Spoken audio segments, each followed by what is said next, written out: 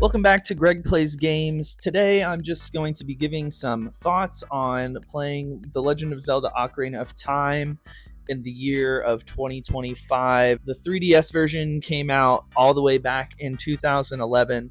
So if you're here, thank you for checking out this video. Consider subscribing. We're trying to hit 1,000 subscribers by the end of the year. So I just wanted to kind of give my thoughts on The Legend of Zelda Ocarina of Time, as this is considered one of the greatest games of all time. And I had never played it. My very first Zelda experience was actually Majora's Mask back on the Nintendo 64. I didn't even really know this game existed until I saw a friend playing it and talking about it. And it was just kind of like, whoa, that looks way different than the Majora's Mask game that I have. I never even beat Majora's Mask because as a kid it just freaked me out too much. And then when we got our GameCube, The Legend of Zelda Wind Waker was really the first Zelda game that I played and beat all the way through. But as you can see, I have which version is this?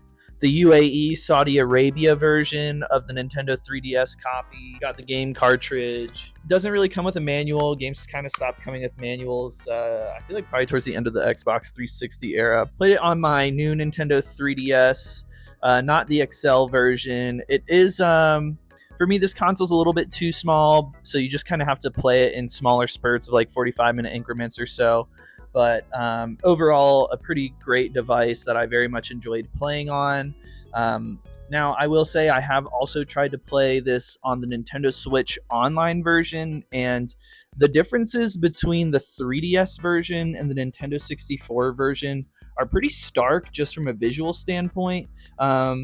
But in a way, there's still a lot of charm to that original N64 graphics. So I think you could really play either version and have a ton of fun because the game itself is pretty much the same. I think there are some minor differences in the 3DS version, but nothing that drastically improves or changes the game.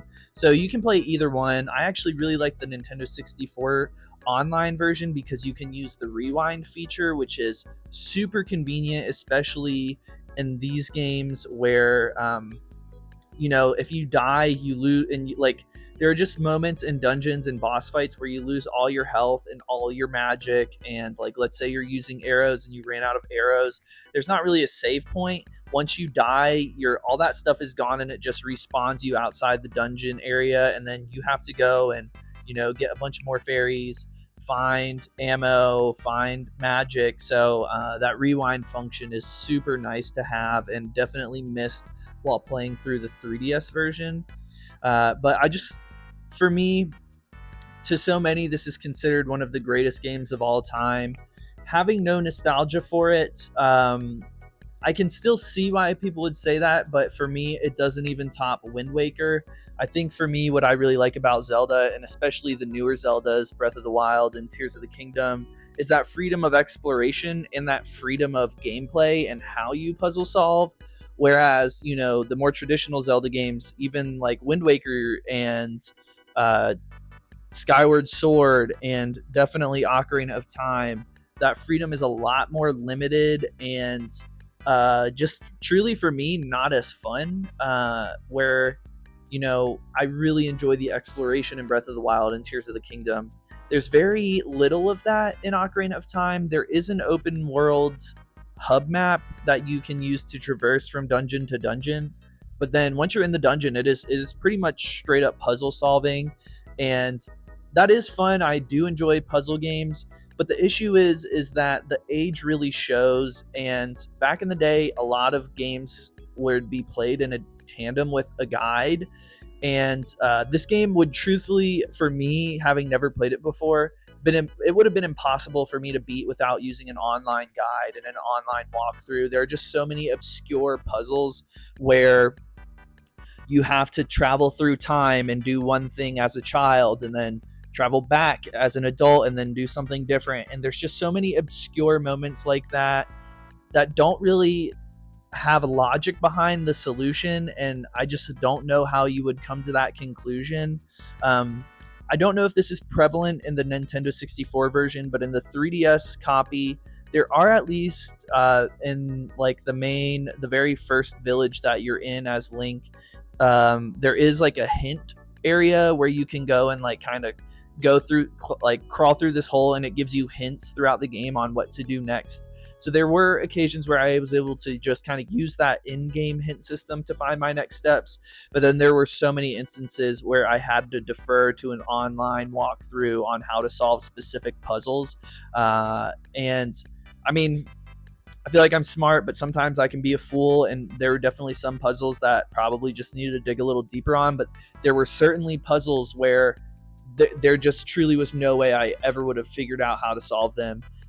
Same as in Link's Awakening on the Nintendo Switch, there were just some really obscure puzzle solutions that was, you know, you had to have this item and go here at this time, talk to this specific person at this specific weather pattern, and then get this song and play it as an adult. So like there were just moments like that just really made no sense to me, especially having never played this game before.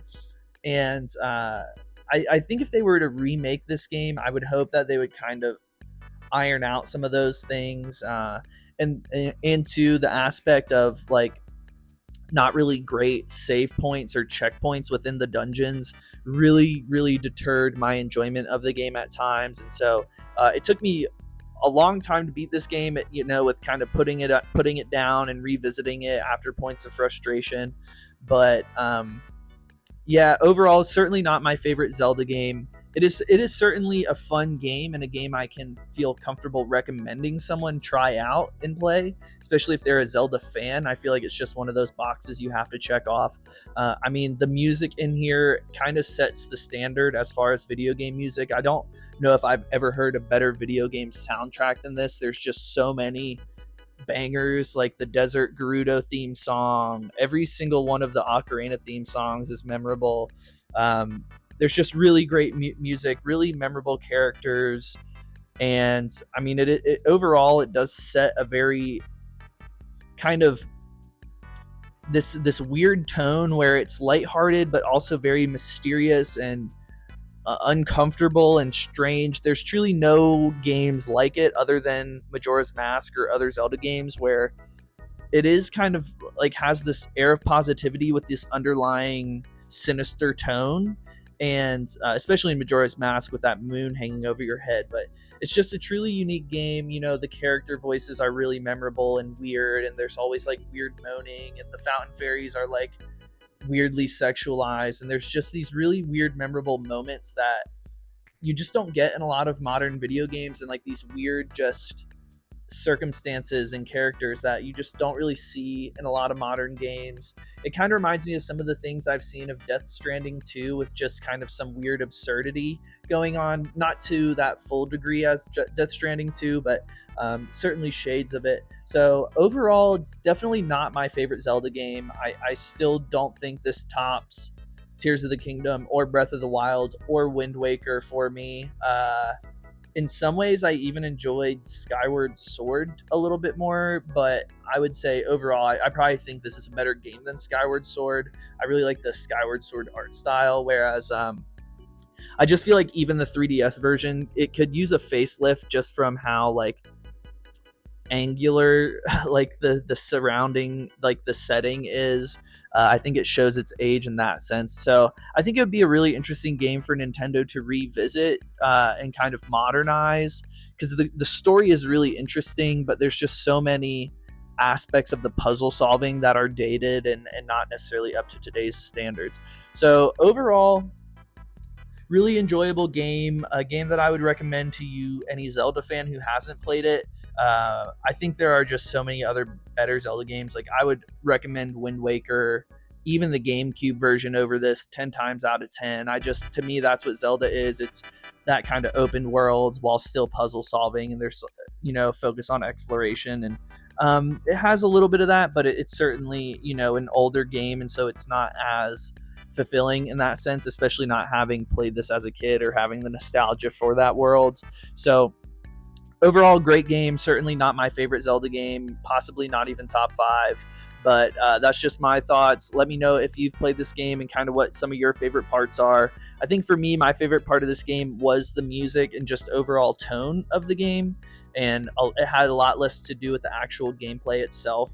I do think Zelda combat holds up regardless. I just think that lock-on mechanic is timeless and really fun to engage in combat with. So that has always kind of been one of my favorite parts of Zelda. But overall, just the music and the tone and the setting of this, the characters, really phenomenal. I certainly see why people hold this in such high regard, but I do feel like there's a little bit of, rose tinted glasses when they speak of it, and I don't have that. So those are just my thoughts. I wanted to get a video on the channel. It's been a little bit since I uploaded my Indiana Jones review. This is not really a formal review. This is more of a discussion. So this isn't really kind of going as hard as I went. So if you do like Indiana Jones, please check out that review. I put a lot of effort into that and really, love doing formal reviews. This is not that. It's really hard to find, or it's really hard to get footage on a 3DS.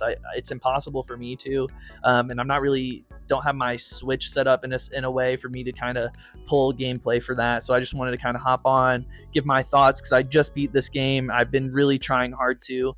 I did give it like a 7.2 for what it's worth. That was just kind of my review. I thought it was a really good game, but for me, it wasn't, isn't going to be one of my favorite games I even played this year, I don't think, but only time will tell. I've played a lot of really good games this year, so those are just my quick thoughts on Zelda. Let me know what you think of this game and kind of what your favorite part of it is.